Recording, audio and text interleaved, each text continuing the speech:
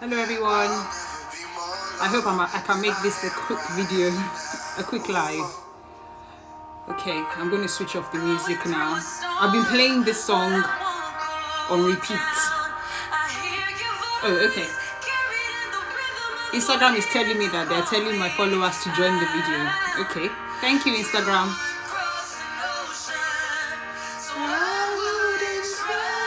Hello, hi. Hi. Happy Easter, everyone.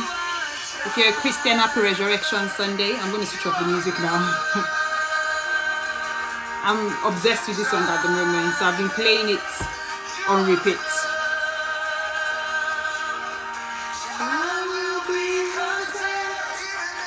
In every circumstance.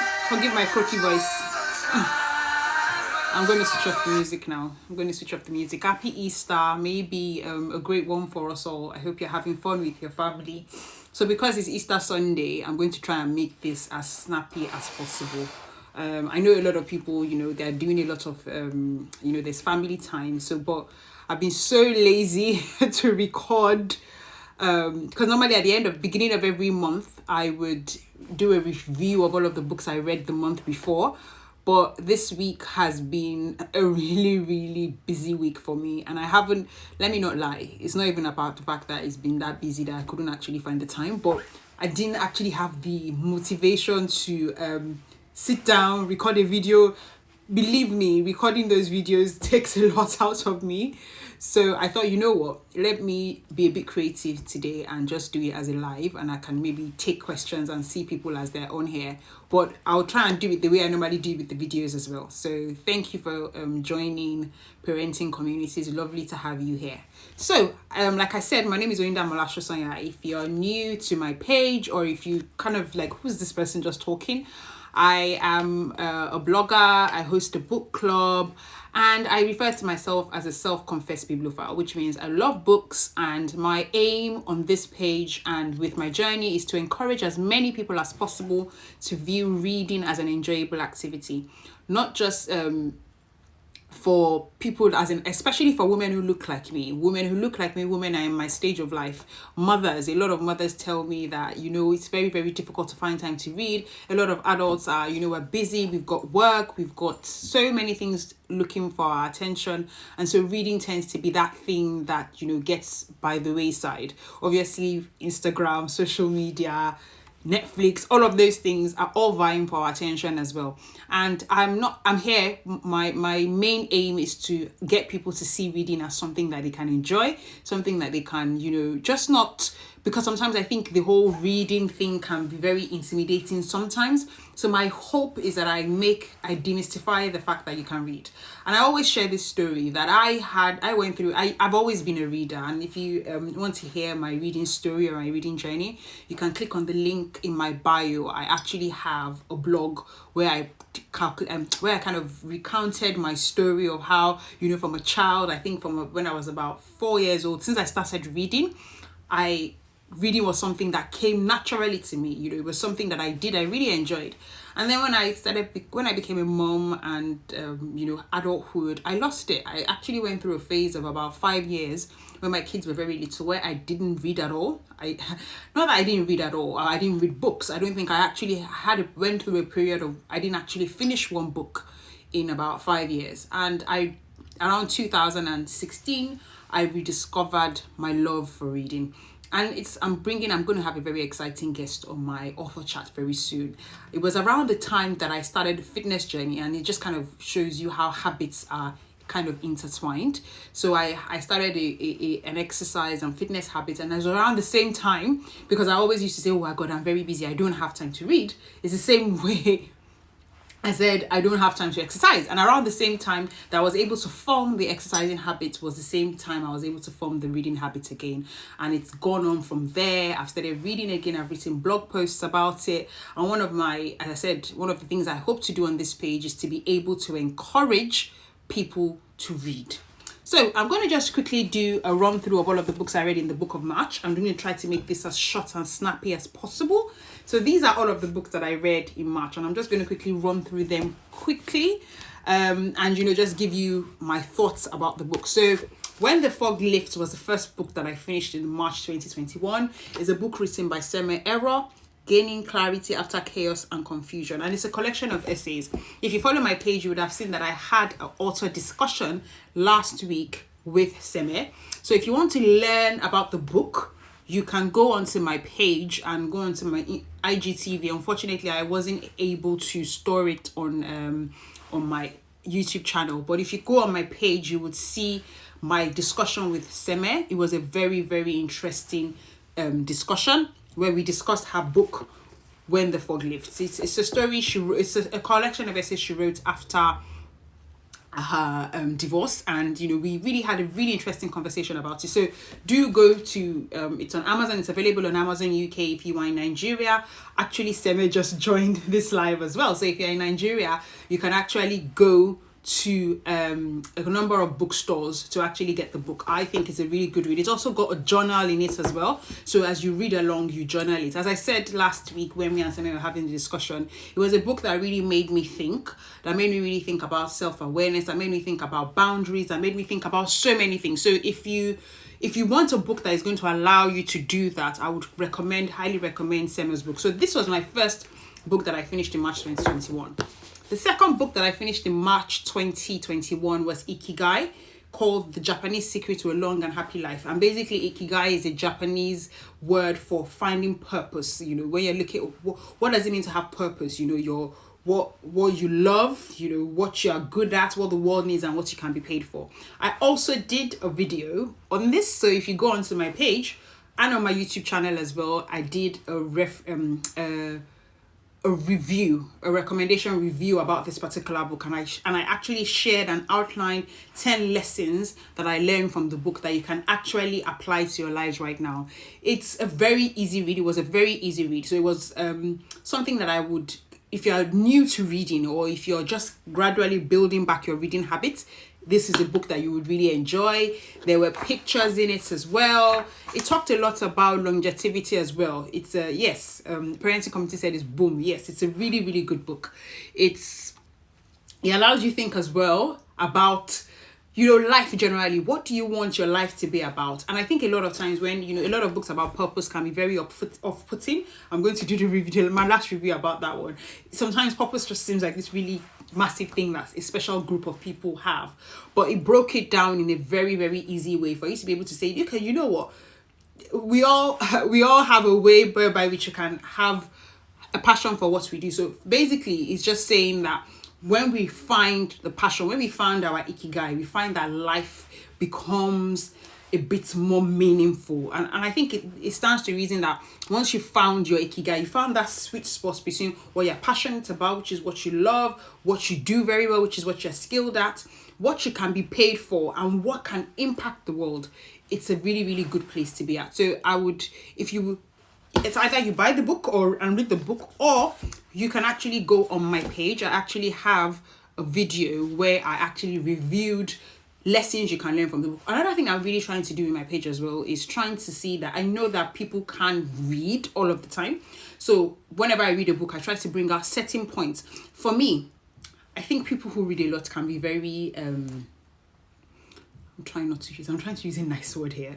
But sometimes people who read a lot can be very off-putting sometimes, because it feels like there can be airs about it. But for me, one of the things I'm trying to encourage is that even if you can't read a lot, I would always say that if you can read one book in 3 months and take something from the book that you would apply, or a lesson that you learned, is very important. It's much more important than reading loads and loads and loads of books. I am part of Bookstagram community, but if you follow the Bookstagram, I don't think I'm pronouncing it properly. Bookstagram. If you follow the Bookstagram hashtag, or you do Bookstagram community, even I that read a lot, sometimes I'm like, wow. I was following someone the other day, and the person had read in March, they were doing their book roundup, and I think they'd read 12 books in March, and I was like, wow. But I am not saying that there is anything wrong with that. I'm just saying that sometimes when you see that you can be intimidated, you don't need to read that much. As long as, yes, parenting community said, yes, quality over quantity. If you read one book in 3 months or one book in 4 months, and you take actions from those books. Basically, for me, when people look at me and say, oh, you're always talking about books, at the core of it, the books are just a vehicle, are just a tool. It's, there's knowledge that I want to get inside the book or something, or expand my mindset. It's about learning. It's about having a growth mindset. It's about saying, okay, how can I improve how I do stuff? How can I get better at what I do? How can I have marginal gain? So that's what books and reading is for me. It's just one element. So if you go on my page as well, you see me sharing podcasts, you see me sharing posts, articles. You can read an article and get something from an article that, you might not even necessarily get in a book, blog posts. So books are just one medium. So don't get intimidated by, I have to read loads and loads and loads of books. You can get ideas from a number of things. You can get ideas from mentoring. You can be talking to someone. I know this week I was talking to someone and the person said something and I was like, wow, you solved something that I've been thinking about for the last 1 week. So, talk to people, join groups, have conversations with people.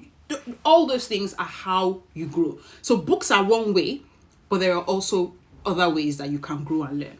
The third book that I read in March was The Woman Next Door by Yewande Omotosho.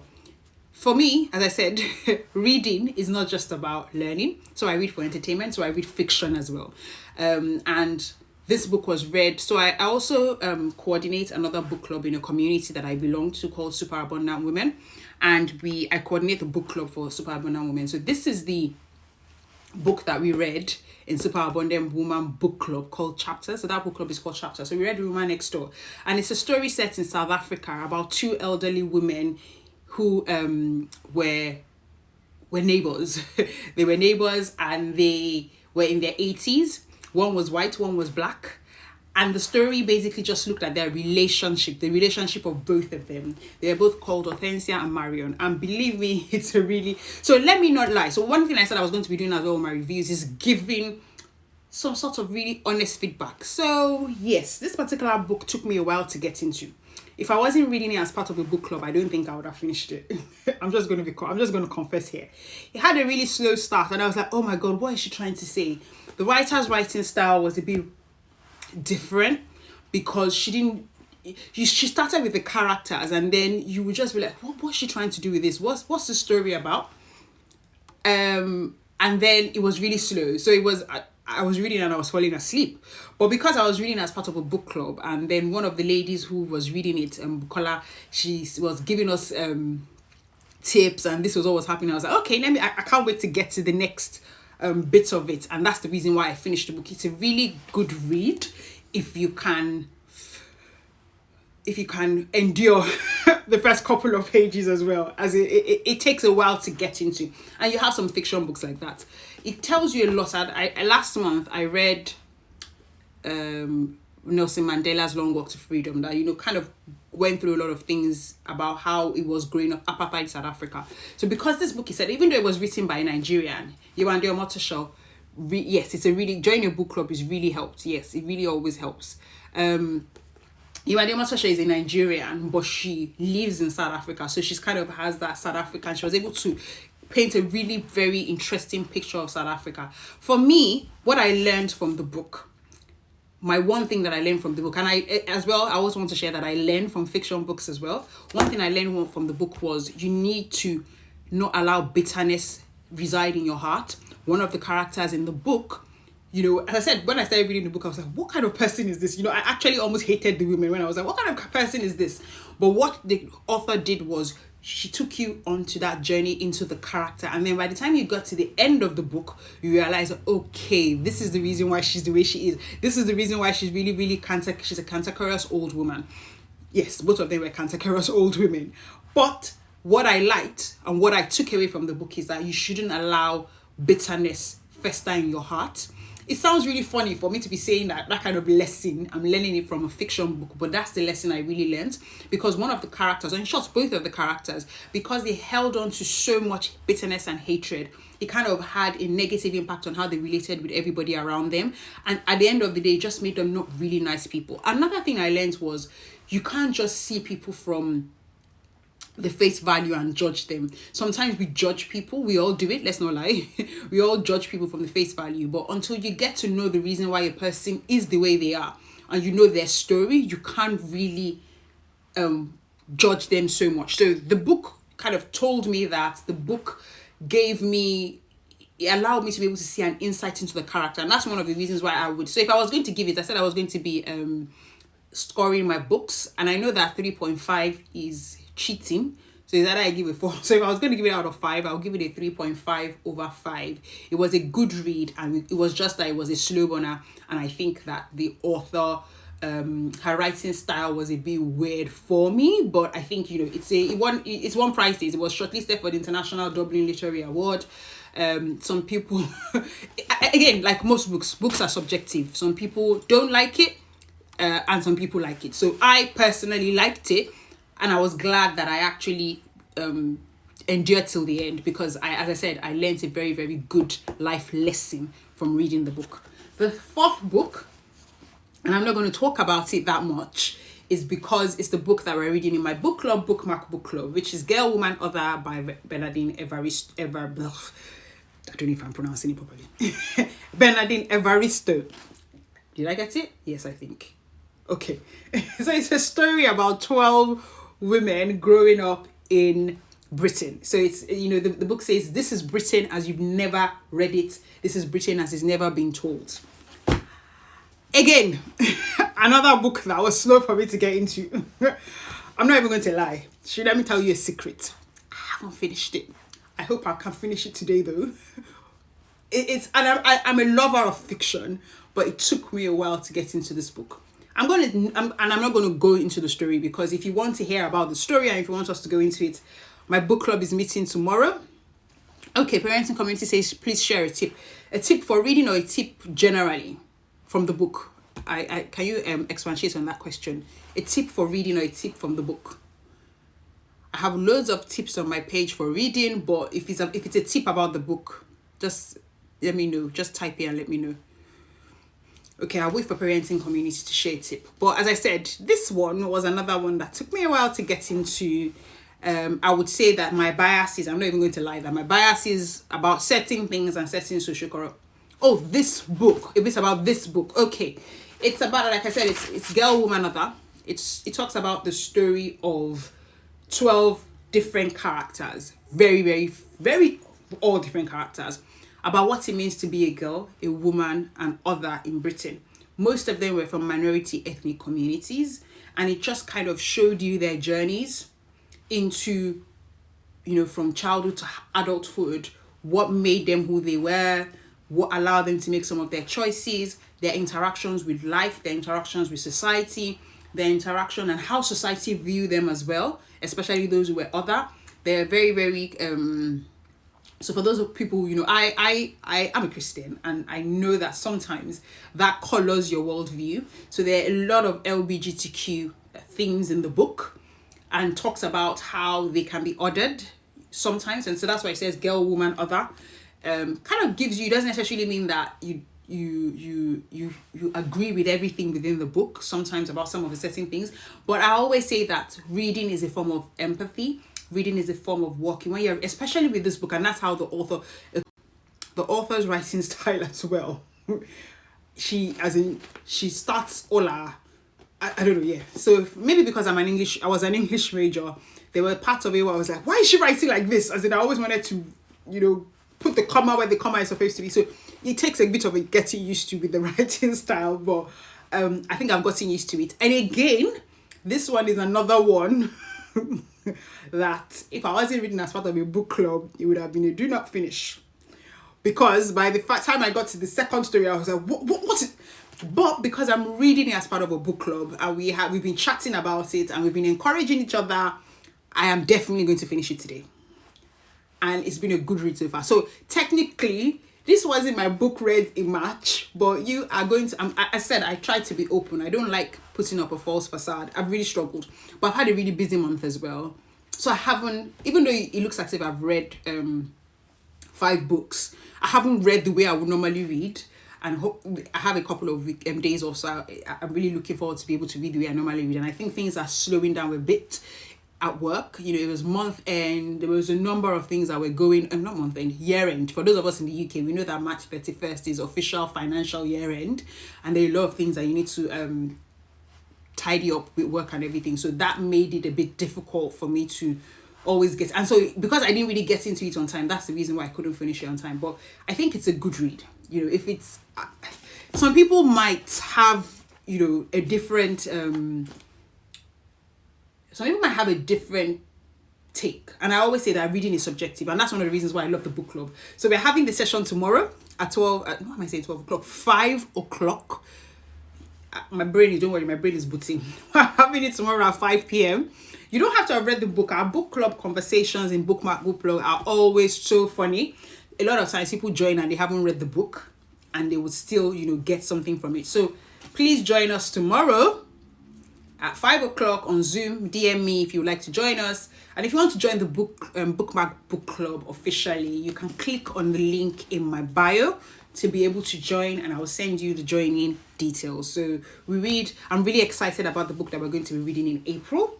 Really, really excited. I'm not going to give it out here. If you want to know what book it is, please join us tomorrow or join the Bookmark Book Club. So that's number 4. I wanted this video to be very short. Number 5 was The One Thing by Gary Keller and Jay Papasan. This was a really easy, not easy, it was a quick read. That's the word. Quick read is the word I was going to use. And basically the book is talking about the general premise of the book is success comes from focus. And when he says the one thing, he actually means success comes on focusing on one thing. And that's very difficult, isn't it? It's like how you tell him to focus on one thing.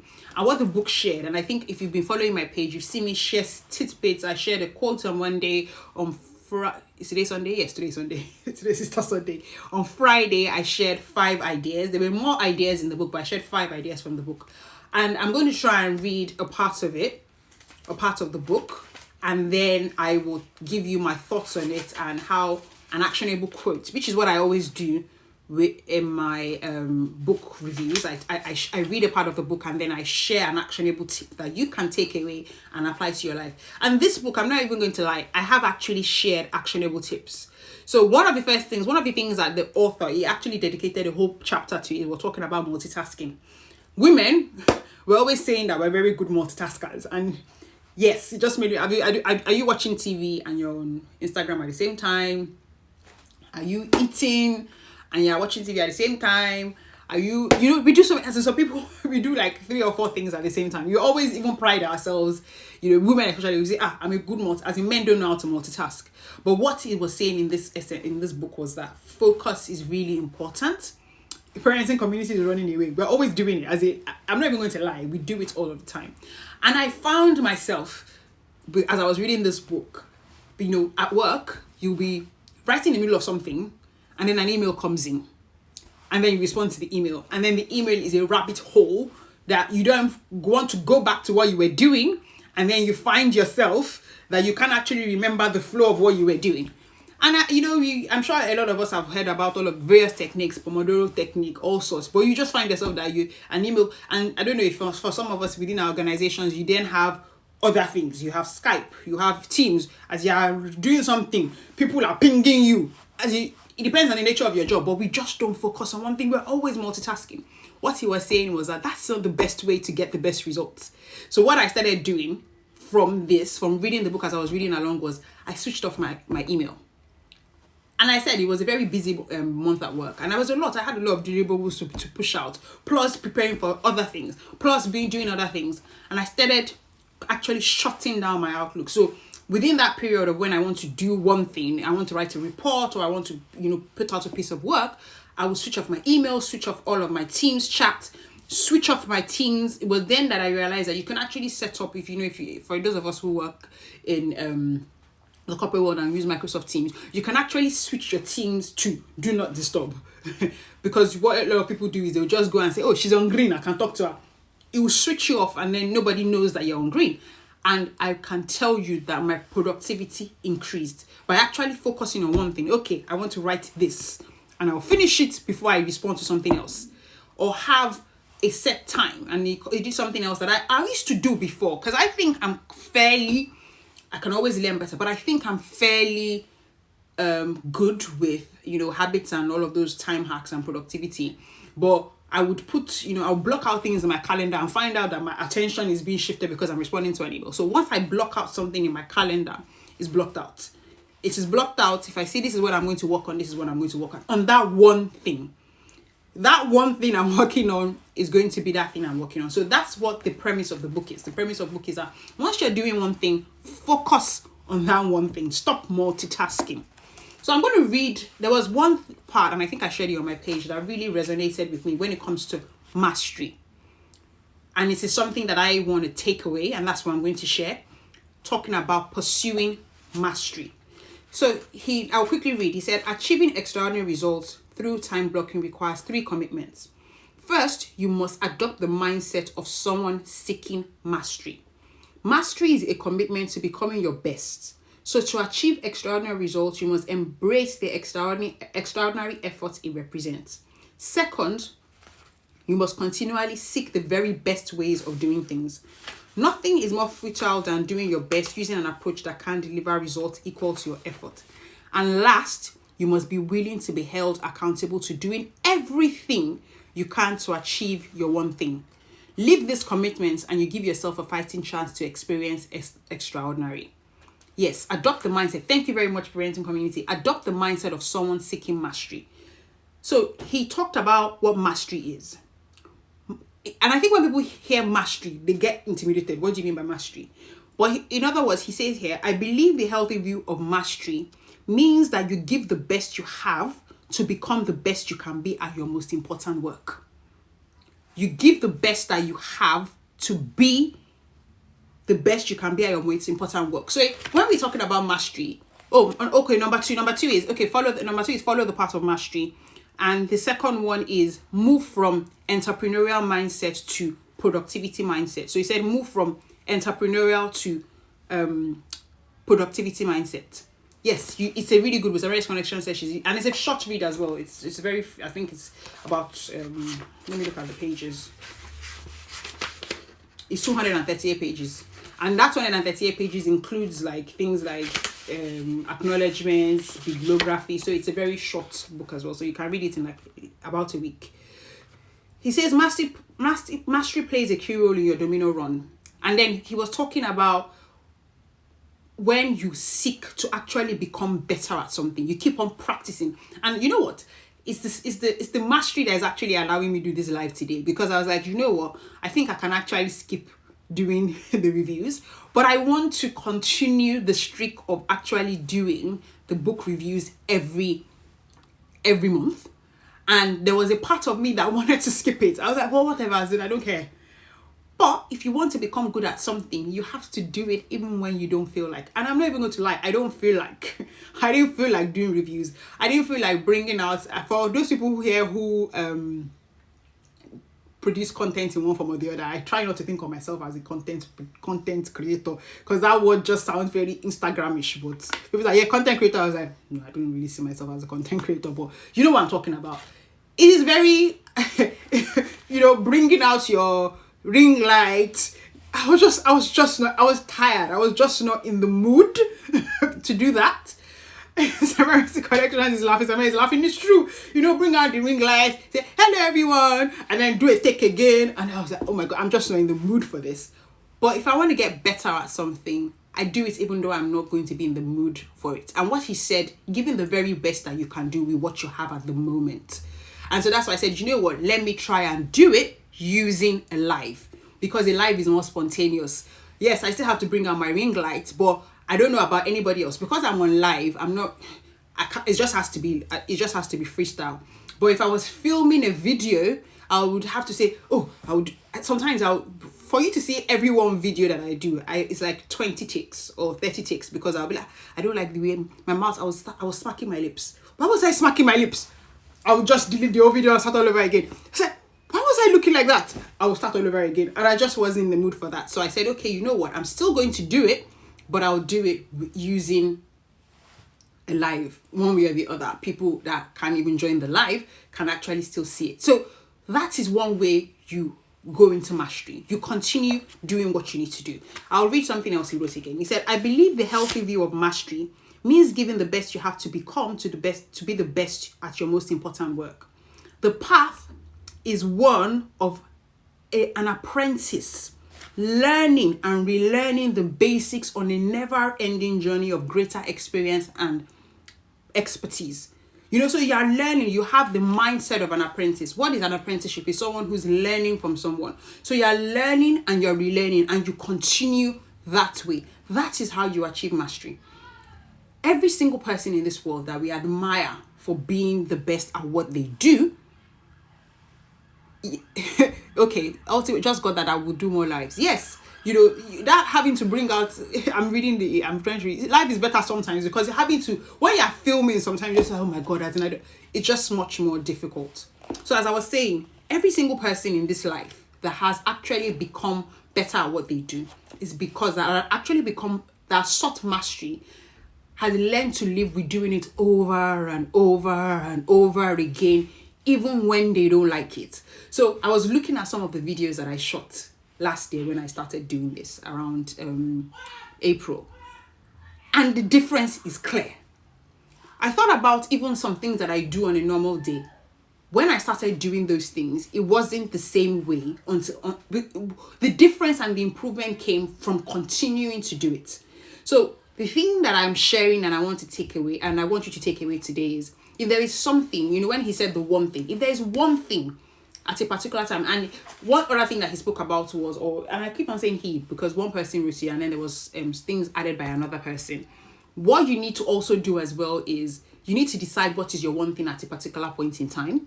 And then you then narrow it down a bit to say, okay, what is the one thing that I can do that will allow me to be able to get my one thing? So, like I said, my one thing is I want to become better. I don't know what just fell down. I want to become better at speaking on video. I want to, that one thing is I want to become someone who's comfortable speaking on video. For everybody who watched my ever first video, I really hated being on video.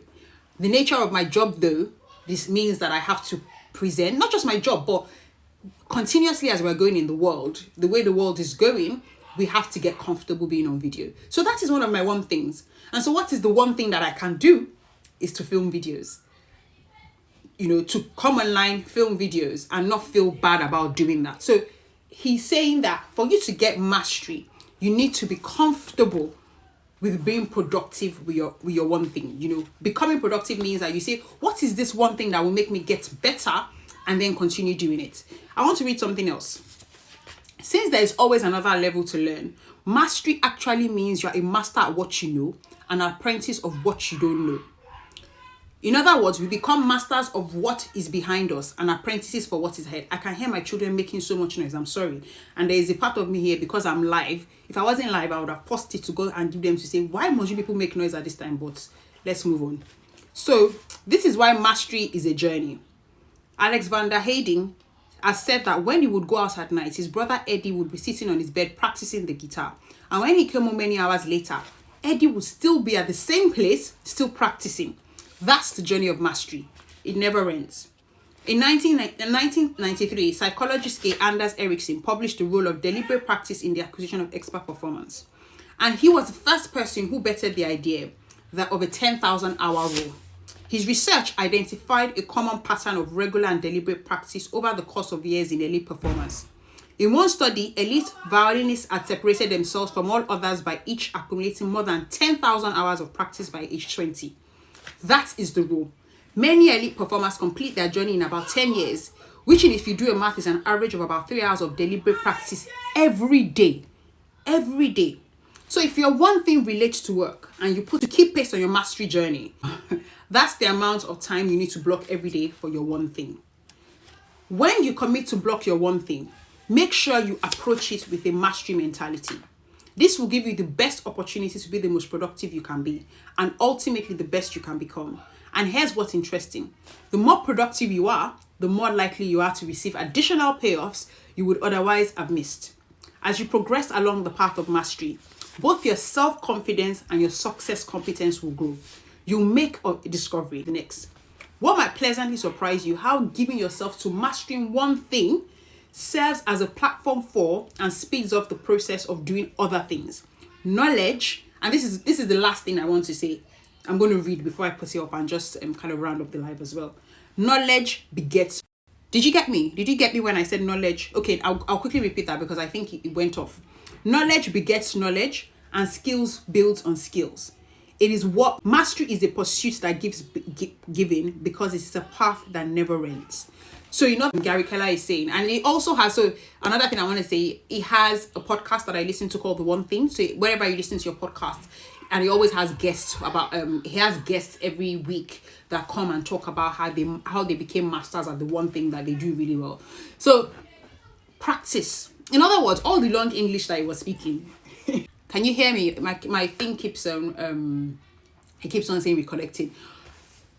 All of the long English he was saying for the mastery is practice, continue doing that thing, continue doing that thing.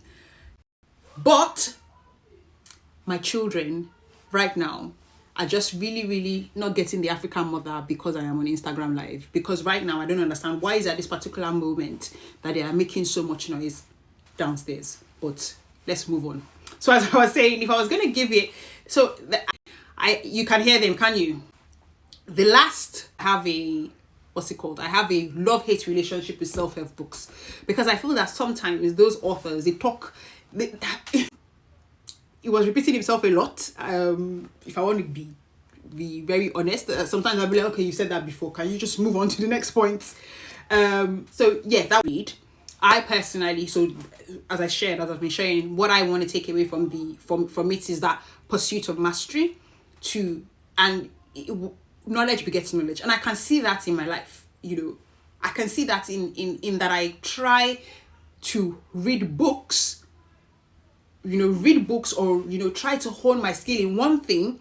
It allows me to then I can transfer that skill and that knowledge base into another thing. And it makes me be able to do that thing much better. It makes transferring those skills somewhere. So as we go about our days, or, if we try and choose that one thing that you think requires, your attention. I think sometimes we have so many things that we think we want to do. But if we can break it down into those steps of checking that one thing that will be very important, that one thing that would, he used something that everybody knows, the Pareto principle. What is that thing that you can dedicate your time to that will give you 80% of your results? What is that one thing that you would do that would give you the best results? So that thing is what you should spend all your time doing. Not all your time, but you should dedicate the most of your time doing. And that thing will now give you results that you can then yield into something else. So I'm trying to look for a way to be practical about this. I'm trying to look for a practical example to give. Okay, let me use money. We all love money. If you know that your goal is to maybe, you run a business or you have a job and you want to earn more money, what you need to do is, what is that one example? Let me use career example. And one day next year my boss would give me a pay rise, which is what most of us do, as in you wait for a pay rise. You can decide and say, okay, what is that job that would give me the pay rise that I'll be able to get? I'll be able to get, for those of us in the UK, that I can get maybe like 20k 2 or 3 years. That could give me a 40 or 50 or 3 years. What do I then do? I go and spend, what's that skill? Is it, I take that one thing and say, okay, this is the skill. Say for instance, Bukola, for someone, say for instance, is okay, I'm in this accountant, and for me to be able to earn 25 or 30k more, I need to pass CIMA, or I need to pass ACCA. Your one thing is CIMA or ACCA. What you then do is you block time out. How many modules is ACCA? This is still that one thing. That's the one thing. How many modules is ACCA? For me to become ACCA qualified, I need 12 modules. Okay. Where people get intimidated is that 12 modules. Oh my God, when am I going to do 12 modules? You break it down and say, okay, in the next 2 years, my goal is 2 years. This is what I want to do. Okay, what module can I do within the next 6 months? Then you break it down. Okay, 6 months. Then what can I do within the next 3 months? Let me do inquiries for the exam. Let me book the exam. And then let me study and block out time to study for that. All of those things that we're talking about is still that one thing. And let's not forget the purpose of that one thing. The one thing is not necessarily just, this is what is going to make me get the best results. Because, that is, what is that thing where I can put in 20% effort to get 80% of my results. So if I pass it, I'll get the 30 or 40K or 25K pay increase. And that's where you look at it. So you have that one thing. So within that one time that you are trying to look for that one thing you also talked about in the book is there's so many things looking for your attention. You're a mother, you're a wife, you're this, so you have to decide what that one thing is. Nobody else can decide what your one thing is for you. And then you pursue mastery, continue practicing, even when you don't feel like it, and you will get better at what you do. So that was Jay Papasan and Gary Keller's one thing. That was my review from it. That was what I took from it. So the mastery element, there were a lot of things, and I've shared it on my page as well. You can go on my page and see it. I've shared so many things I learned from it. It's a really good read. If I was going to give it, I know, as I said, 3.5 is cheating, but I can't give it a 4 because I felt that he repeated himself a lot. And self-help books have that annoying habit of doing that because they want to fill the pages, so they just go on and on. But the general premise, if you can go past all of that, it's a worthy read. It's one that you would get a lot of things from. But I also, if you're going to read it, don't just read it for the sake of reading it. Read it also to apply some of the things in your life. I really enjoyed doing this. Thank you so much for tuning in. For those that tuned in, what I'm going to do is I'm going to put it on my page. I'm going to put the video on my page, and I'm also going to put it on my YouTube channel. I don't know why sometimes when I do videos, it's very difficult for me to put it on my YouTube channel, but I will try. I hope I'm able to save it. I think I don't press something that allows me to save it, and I'll try and do that now. But if I'm not able to save it on my YouTube page, it will be on the IGTV on my page. Thank you so much, everyone, and I hope you enjoyed this. And that was my March 2021 in books. I'll share I'm compiling my read list for April 2021, and also, as I said, if you want to join us, if you want to join my book club, we're going to be discussing this book tomorrow, Girl, Woman, Other. It's at 5 o'clock tomorrow on Zoom. It's always a really lovely time. Bukola is here. Bukola can tell you that, we come away, we have so much fun. We're talking about the book, we're going to end up talking about something else, and we really learn a lot of lessons from it. So do click on the link in my profile if you want to join us. Thank you very much, everyone, and have a lovely Easter Sunday for those of us who are Christians as well. And if you're not Christian, however you are going to enjoy the day, have a lovely Easter Sunday, and bye.